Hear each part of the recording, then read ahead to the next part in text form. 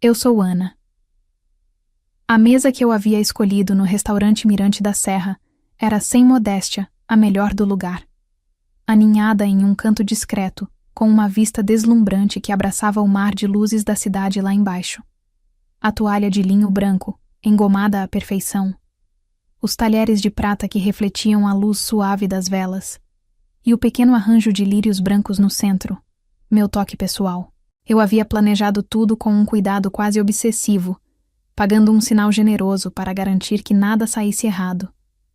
Afinal, fazer 30 anos era um marco, uma fronteira simbólica entre a juventude e a vida adulta de verdade, e eu queria celebrá-la com as duas pessoas que me puseram no mundo, meus pais, Roberto e Sônia. Enquanto olhava para as duas cadeiras vazias à minha frente, um nó familiar se formou no meu estômago. Eles estavam atrasados, o que não era novidade. A novidade era a esperança tola que eu ainda alimentava de que, desta vez, seria diferente. Em minha vida inteira, eu fui o pilar. A filha segura. A rocha. A que se formou em engenharia de software com as melhores notas, que emendou um bom emprego em outro, que construiu uma carreira sólida em uma área que meu pai, um homem de negócios tradicional, mal compreendia, mas cujos resultados financeiros ele respeitava. Eu era a prova de que eles tinham sido bons pais. Mas eu não era a paixão deles. A paixão, a preocupação, o drama e o foco sempre foram de meu irmão mais velho, Bruno.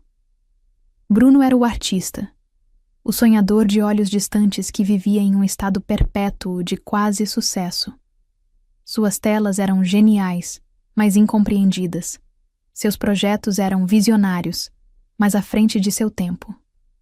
Na prática, isso se traduzia em um fluxo constante de dívidas, projetos abandonados e uma necessidade crônica de resgate financeiro.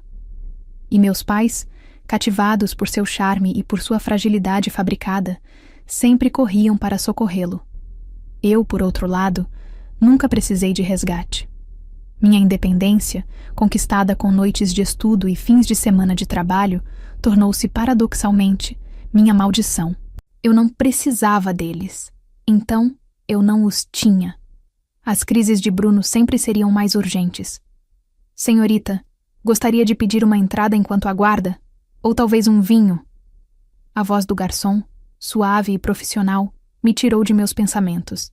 Era a terceira vez que ele se aproximava. Em seus olhos, eu via a compaixão educada reservada para situações constrangedoras. A mulher sozinha, em uma mesa claramente arrumada para 3. Ainda não, obrigada. Vou esperar mais um pouco. Forcei um sorriso que não chegou aos meus olhos.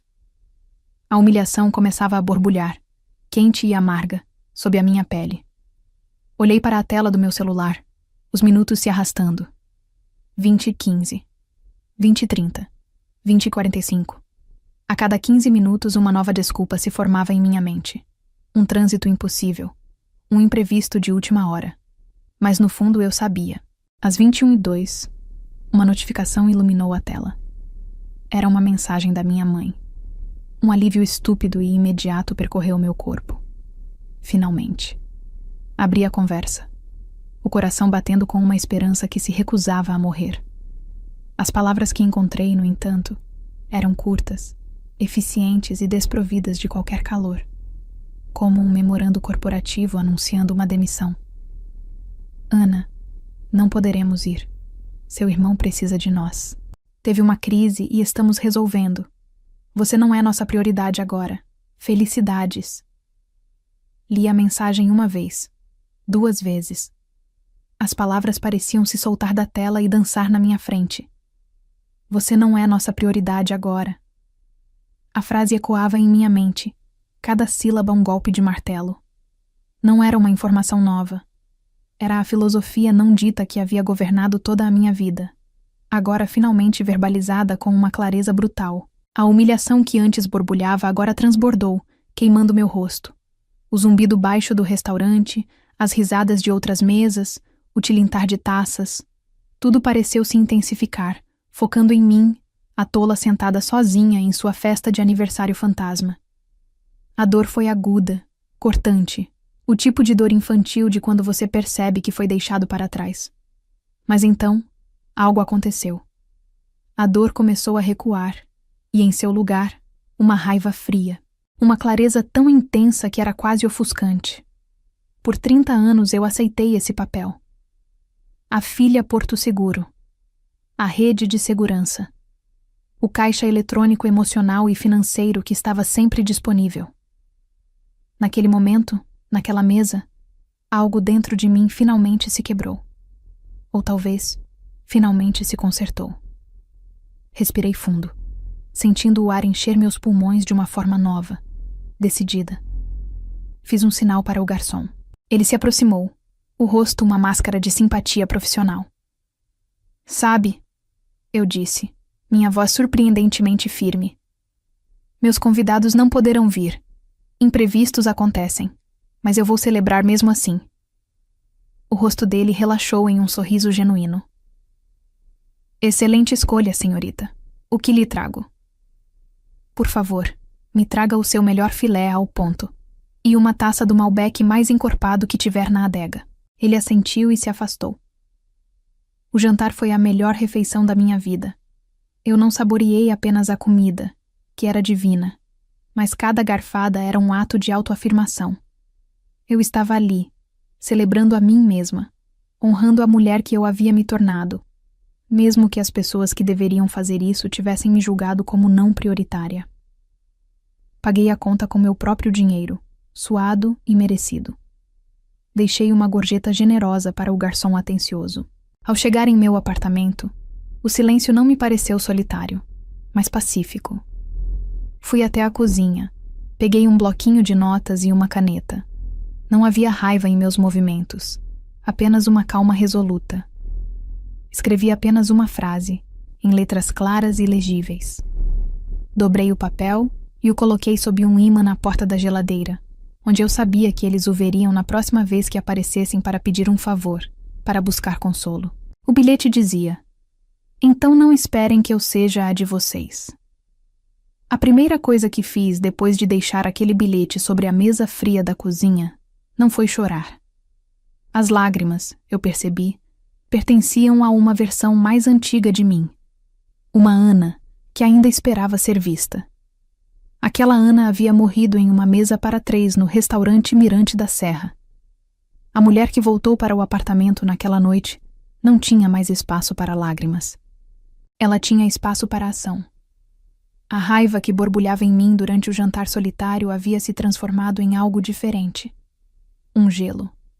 Uma clareza fria e cortante que focava minha mente com uma precisão assustadora.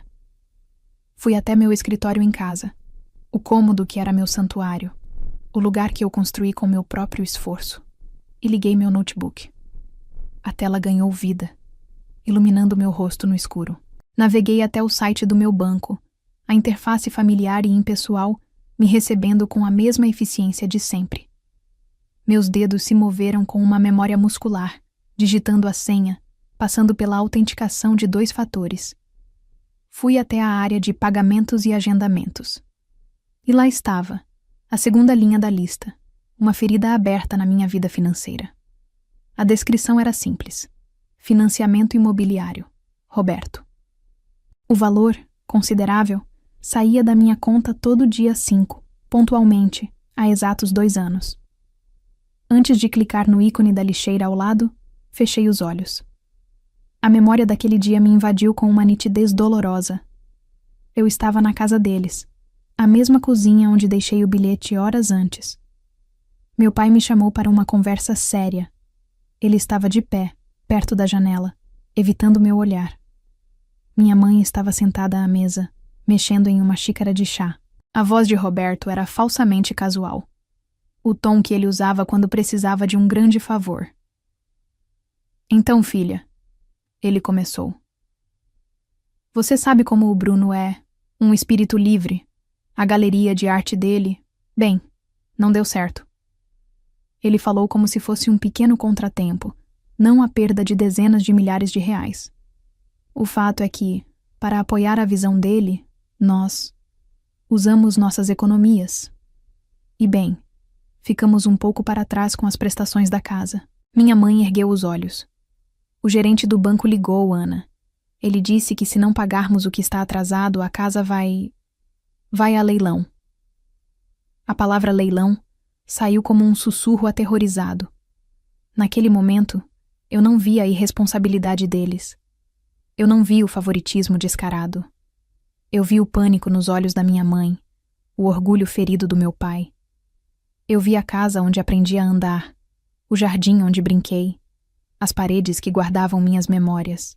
Eu tinha acabado de receber um bônus generoso por liderar um projeto complexo que durou quase 1 ano. Eu mal havia pensado no que fazer com o dinheiro.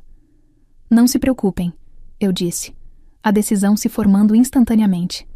Deixa comigo. Eu assumo as prestações até vocês se reergerem. A onda de alívio que os inundou foi quase palpável. Mas não veio acompanhada de gratidão. Veio com uma aceitação tácita de que aquilo era o esperado. Era o meu papel. A filha bem-sucedida consertando as coisas, como sempre. Sabia que podíamos contar com você, Ana. Você sempre foi a nossa rocha, disse meu pai, dando um tapinha no meu ombro. A nossa rocha. O nome que se dá a algo que é forte, confiável e que se espera que nunca se mova. Abri os olhos. A memória não me trouxe dor, mas sim a confirmação que eu precisava. A rocha ia se mover. Levei o cursor do mouse até o pequeno ícone da lixeira. Hesitei por meio segundo. E então, cliquei. A caixa de diálogo apareceu na tela. Uma última chance para a velha Ana recuar. Você tem certeza que deseja cancelar este pagamento recorrente? Movi o cursor para o botão confirmar. Eu não senti culpa. Não senti remorso. Senti uma onda de poder e libertação tão intensa que me deixou sem fôlego. Era o som de correntes se quebrando. Cliquei. Pagamento cancelado com sucesso. Estava feito. Fechei o notebook. Respirei fundo. E pela primeira vez em muito tempo, senti que o ar em meus pulmões era meu. E somente meu. Na manhã seguinte, fiz algo que não fazia há anos. Eu não planejei meu dia. Coloquei meu celular no modo não perturbe e o deixei na mesa de cabeceira. Vesti uma roupa de corrida e fui para a orla. Corri com o sol da manhã esquentando meu rosto, o cheiro de maresia enchendo meus sentidos. Corri até minhas pernas doerem e meus pulmões arderem, não para fugir de algo, mas para sentir meu próprio corpo, minha própria força.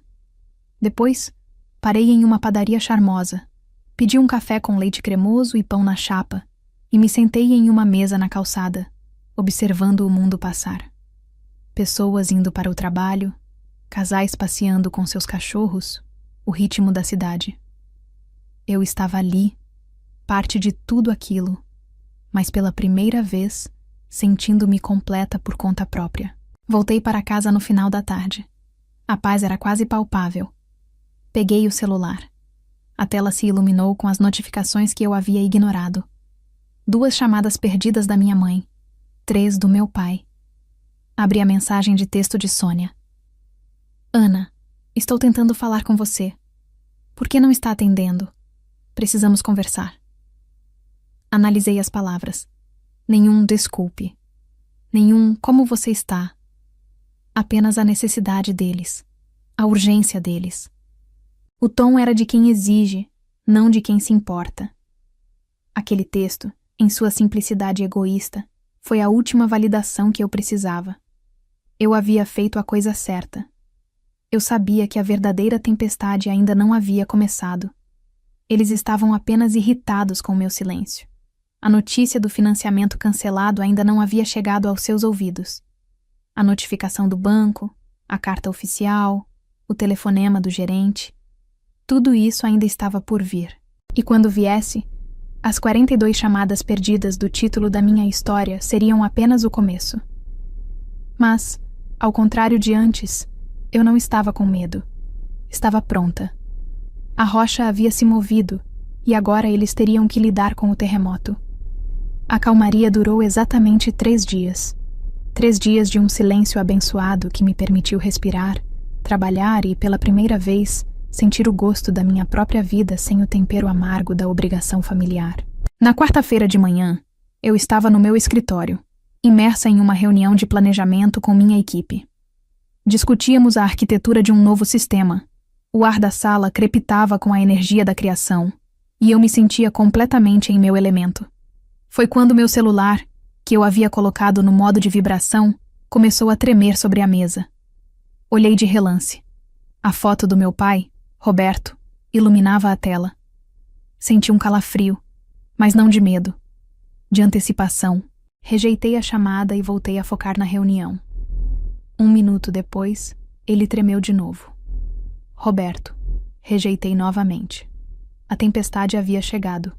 Quando a reunião terminou, 1 hora depois, a tela do meu celular era um campo de batalha. 7 chamadas perdidas do meu pai. 5 da minha mãe. Várias notificações de mensagens. Havia uma mensagem de voz de Roberto. A curiosidade, uma força perigosa, me venceu. Coloquei os fones de ouvido e apertei o play. A voz que explodiu em meus ouvidos não estava meramente irritada. Era um rugido, uma fúria de um homem que teve seu poder questionado pela primeira vez. Ana, o que você fez? A distorção do volume quase rasgou os alto-falantes. O gerente do banco acabou de me ligar. A prestação da casa não foi paga. Que irresponsabilidade é essa? Você enlouqueceu? Você quer nos deixar na rua? Me ligue agora. O final foi um grito gutural antes do clique abrupto. Apaguei a mensagem de voz. Minha mão estava firme. Meu coração surpreendentemente estava calmo. A palavra que ele usou, irresponsabilidade, era fascinante. Para ele, minha responsabilidade era com o conforto dele, não com minha própria dignidade. Em seguida, li as mensagens de texto. Era um estudo de caso em manipulação. Minha mãe, Sônia, tentava a via da preocupação e da culpa. Filha, pelo amor de Deus, atenda. Seu pai está passando mal por causa disso. A pressão dele subiu. Houve algum problema com o banco? Temos que resolver isso urgente. Ela se recusava a acreditar que foi uma ação deliberada minha. Para ela, eu ainda era a filha confiável que jamais faria algo assim. Eu era um problema técnico, não uma pessoa com um limite. Meu pai, por outro lado, partiu para a ameaça direta.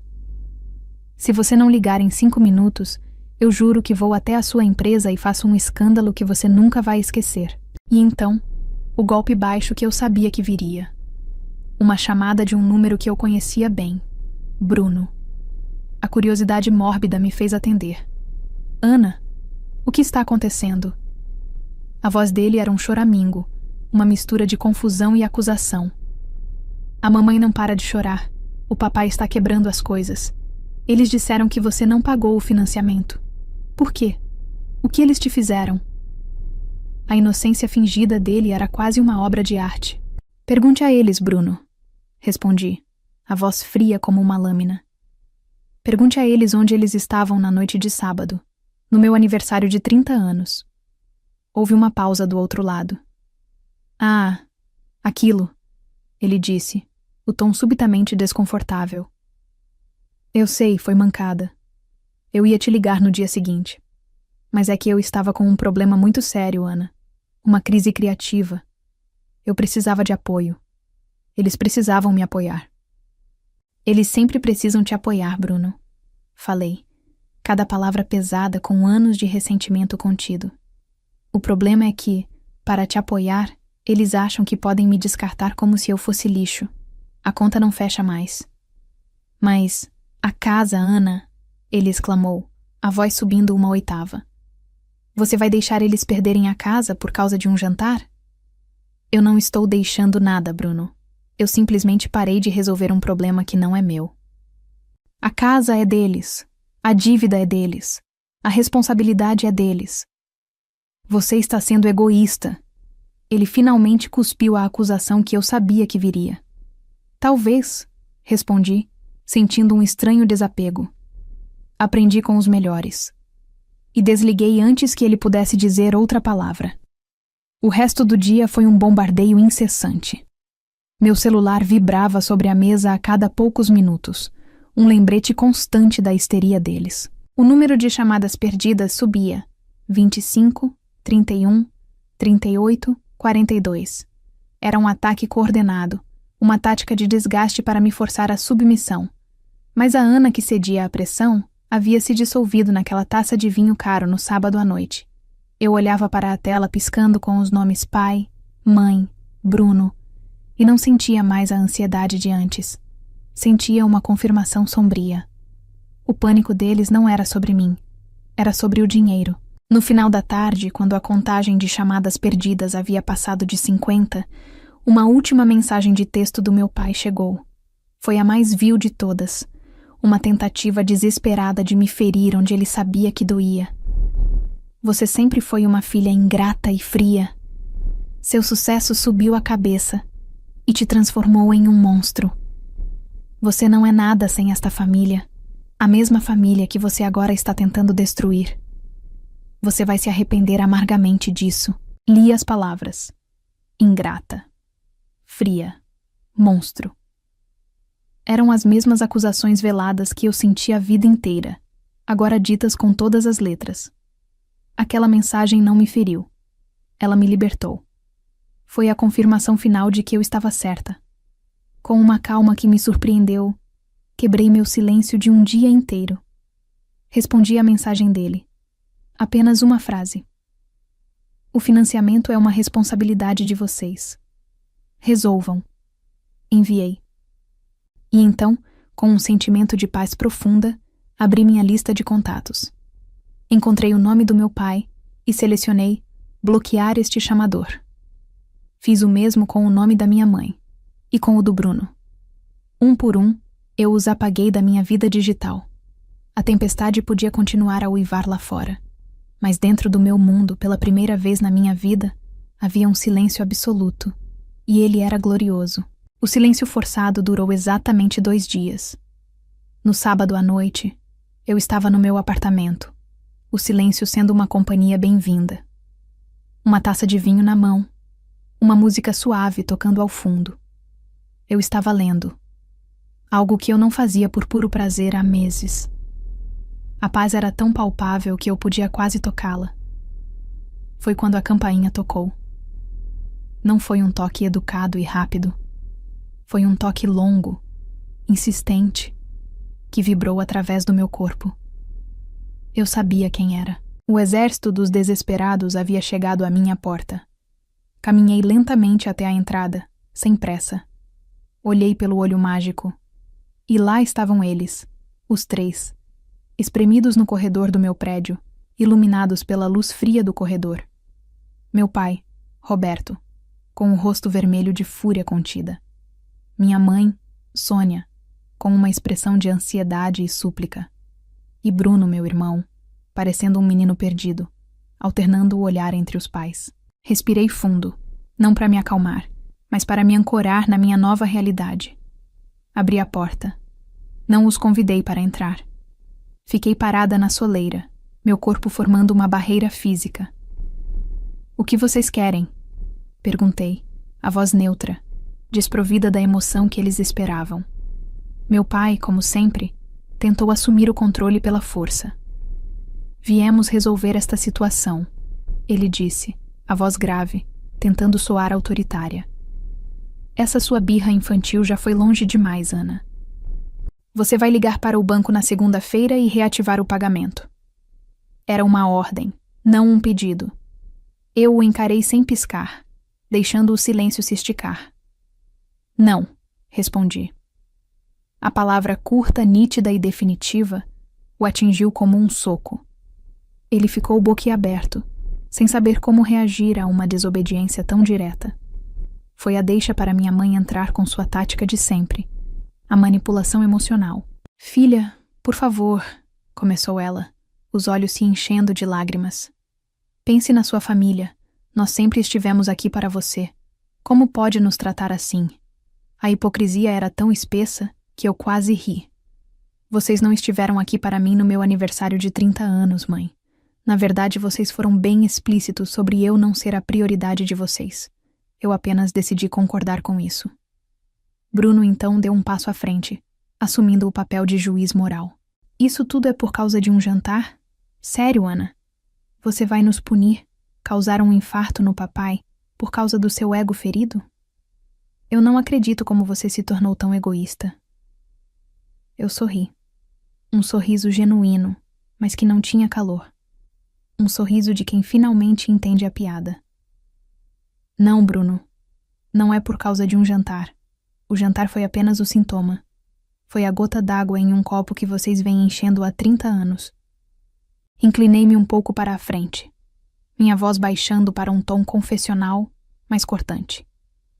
É por causa de uma vida inteira sendo tratada como uma apólice de seguro, uma opção de segurança que vocês só acionam em caso de emergência. Vocês me ensinaram uma lição muito valiosa no meu aniversário. Olhei para cada um deles, um por um. Vocês me ensinaram sobre prioridades. Eu ofereci meu tempo, meu afeto e uma celebração que paguei com meu próprio dinheiro. E vocês me disseram que eu não era a prioridade. Eu aceitei a decisão de vocês. Agora, estou apenas aplicando a mesma lógica. A casa de vocês, o conforto de vocês, o status de vocês, não são mais a minha prioridade. O silêncio que se seguiu foi denso. Eles me olhavam, os rostos uma mistura de choque e descrença. Eles esperavam que eu, no final, cedesse. Que a velha Ana, a rocha, ressurgisse para salvá-los. Mas a rocha havia se transformado em um penhasco, e eles estavam na beira. Então, o que vamos fazer? Sussurrou minha mãe, a voz cheia de pânico. Eu não sei o que vocês vão fazer, respondi. Mas posso lhes dar 2 opções, muito simples. Eles se agarraram a essa migalha de esperança. Opção 1. Comecei, olhando para meus pais. Vocês vendem a casa. Com o valor da venda, pagam o que devem ao banco.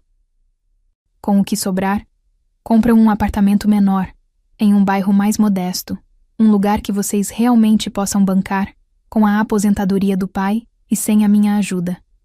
Uma vida de acordo com a realidade de vocês. O horror no rosto da minha mãe ao pensar em deixar seu status no bairro nobre foi quase uma recompensa. Opção 2, continuei, virando meu olhar para meu irmão, que pareceu encolher sob meu escrutínio. O Bruno, o artista. O filho que é sempre a prioridade. Finalmente arranja um emprego de verdade. Um trabalho com horário fixo, com chefe, com responsabilidades e, o mais importante, com um salário. E ele assume as prestações do financiamento. Afinal, acrescentei com uma doçura venenosa. Foi para financiar os sonhos dele que vocês se endividaram em primeiro lugar, não foi? O rosto de Bruno ficou pálido como cera. A ideia de um trabalho convencional, de uma rotina, de ter que responder a alguém, era claramente mais aterrorizante para ele do que qualquer crise criativa. Eu não posso, ele gaguejou. Minha arte, meu processo. Sua arte não paga as contas, Bruno, cortei, a paciência se esgotando. Bem-vindo ao mundo real. Meus pais olhavam de mim para o Bruno. O pânico em seus rostos era palpável. Estavam presos na armadilha que eles mesmos construíram. O que era pior? A humilhação social de vender a casa ou a tragédia de forçar o menino de ouro a se tornar um homem comum? A decisão é de vocês, eu disse, dando um passo para trás e começando a fechar a porta. Eu já tomei a minha. Agora, se me dão licença, eu tenho meus próprios planos para esta noite. E, antes que pudessem dizer mais alguma coisa, fechei a porta suavemente na cara deles. Ouvi suas vozes confusas e irritadas do outro lado. Eu me virei, encostando as costas na madeira fria da porta. Não senti um pingo de triunfo. Não senti a satisfação da vingança. O que senti foi paz. Uma paz profunda, vasta e libertadora. A paz de quem finalmente escolheu a si mesma. Olhei em volta para o meu apartamento, o meu espaço, o meu refúgio. E pela primeira vez em 30 anos, eu não era o plano B de ninguém. Eu era a única prioridade. E isso era tudo que importava.